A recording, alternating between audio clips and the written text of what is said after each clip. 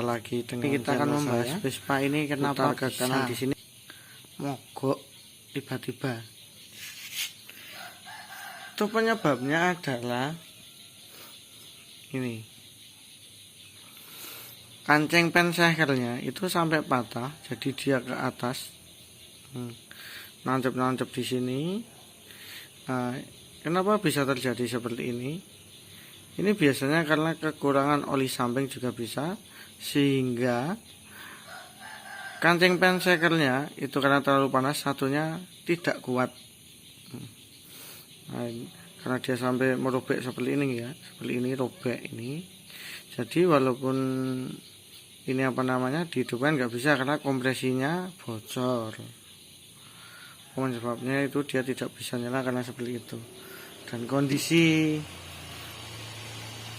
silinder kopnya seperti ini teman-teman. Itu patahan dari kancing pensekelnya itu nancep-nancep di situ teman-teman. Jadi nanti kalau perbaikan itu juga bagusnya dihaluskan, ditambal dihaluskan, dibuat sekuis ulang, itu lebih bagus. Tapi kalau enggak ya langsung diperbaiki begitu saja bisa, tetap bisa nyala, tetap bertenaga juga. Tapi kalau mau rapi ya di sekuis ulang, dibubut ulang, dirapikan, nanti lebih bagus lagi hasilnya.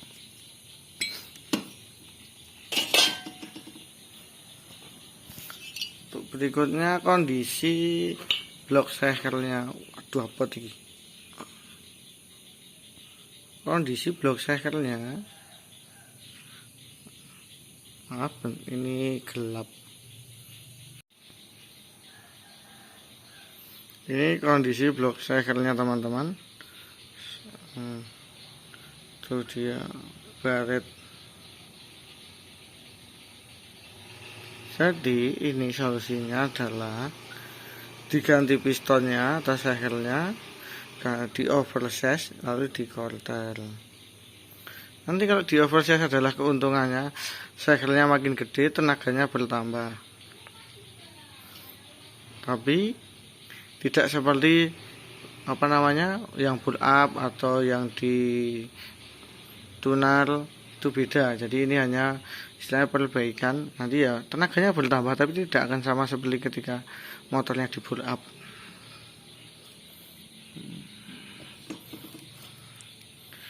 Di sini sudah memakai membran. Jadi karena isepannya sudah rusak, karena tidak mau memperbaiki, diputuskanlah untuk memakai membran. Ini yang dipakai adalah manifold kodok. Kenapa pilih manifold kodok? Yang pertama, dia lebih rapat, tidak rawan bocor. Terus manifold ujungnya juga mudah didapat, itu pakai part manifold Eric King. Di sini dikasih selang ini maksudnya untuk energi induksi atau yes. Kalau jenengan pernah lihat motor LG, dia itu tidak menggunakan tabung yes, tapi menggunakan selang. Selangnya itu panjang dari karburator naik sampai ke rangka belakang dekat stop lamp itu, nanti balik maju lagi. Jadi lubangnya di sini itu ada 2 kalau LG.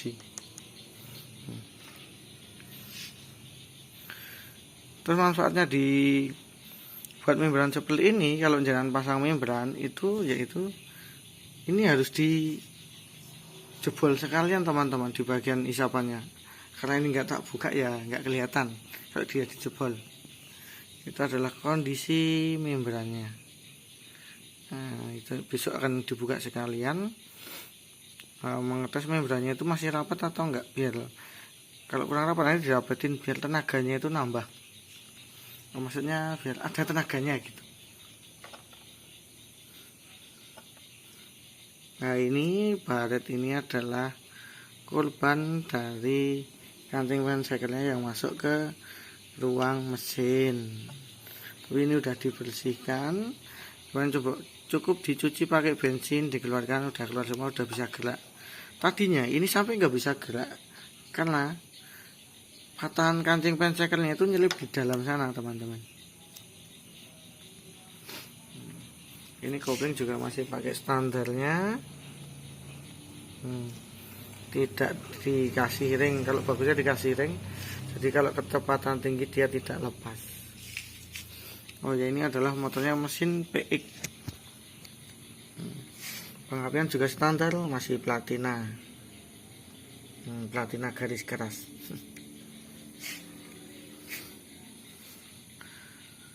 Untuk kelistrikan juga masih standar. Di sini ada 2 kiprok ini. Kiprok Vespa, satunya kiproknya Vario. Jadi ketika dulu waktu kiproknya Vespa mati, ini tak masukin ke Vario. Tuh, hanya untuk darurat saja. Sekarang tapi udah kembali lagi pakai kiprok Vespa. Karena lampunya itu lebih terang pakai kiprok Vespa, karena kan dia kan full AC semua ya. Kalau Vespa ini kan nanti dibagi menjadi DC. Kalau mau pakai lampu LED, kiproknya diganti pakai kiprok Vario ini, terus nanti dikasih lagi, jadilah pakai lampu LED. Kalau pakai lampu LED, usahakan harusnya dibuat DC agar terang, bisa dipasang lagi dan harusnya stabil.